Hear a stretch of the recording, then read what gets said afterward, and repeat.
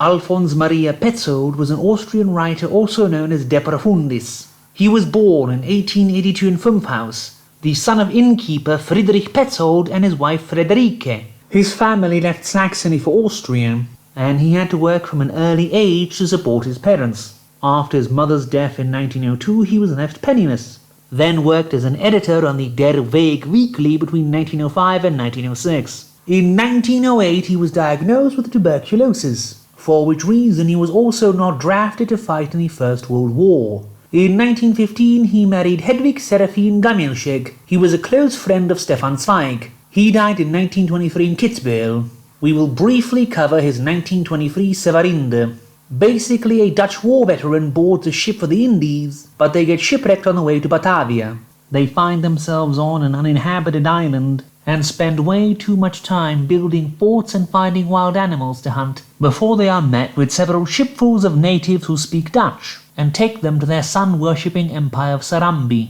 After another overlong portion of travelling from city to city and being given feasts and taken on hunts, they get to the capital Sevarinde. They meet the king and everything is completely okay, the only conflict being in the past, with the narrator finding out the history of the founder of the empire, Sevaro. The son of a Persian Zoroastrian priest, he learns about Europe from their European slave Giovanni.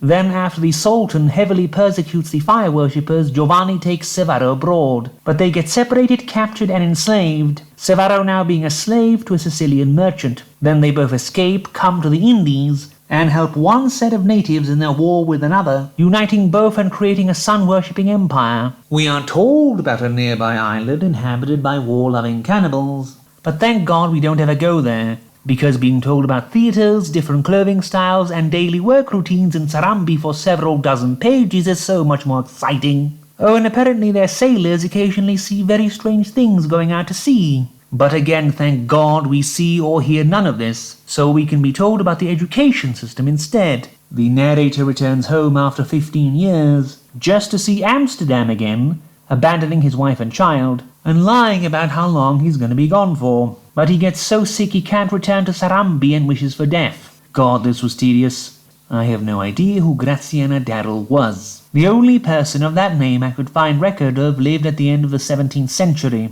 and was the third wife of Sir Henry Carew, 2nd Baronet of Hackholm in Devon, so I assume the person writing under this name may have been a relation. We will cover her 1897 The Haunted Looking Glass. We meet Jocelyn Drew, a minor clerk unsatisfied with his life in London away from the country. His boss, a Mr. Dawkins who doesn't really need him but keeps him on, knows something about the mystery surrounding his grandmother but would not tell him. One day the office receives a letter from a Mr. Dinevor from Heronmere.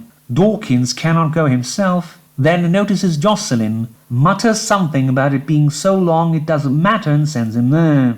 While on the way, Jocelyn stays at a small inn in a room of ill repute, containing a mirror that came from Dinevor Mansion at Heronmere when a servant refused to destroy it. Then Jocelyn sees two men of 100 years before reflected in the mirror, where one smashes the head of the other with the butt of a pistol and runs off. Coming to Heronmere, Jocelyn would consider it only a bad dream. Then he meets Dinevor's daughter Molly and falls in love with her, and is employed by Dinevor to catalogue all his books for sale in the same room he had seen reflected in the magic mirror at the Eagle's Head. Then the ghost of the murdered man leads him to the attic, where he finds proof that the two men who were brothers were his and Molly's grandfathers respectively, and that his murdered grandfather had secretly married his grandmother, making Jocelyn heir to the entire state. But he has to go to Italy to find and confront Dinevor, who refused his suit of Molly and took her with him.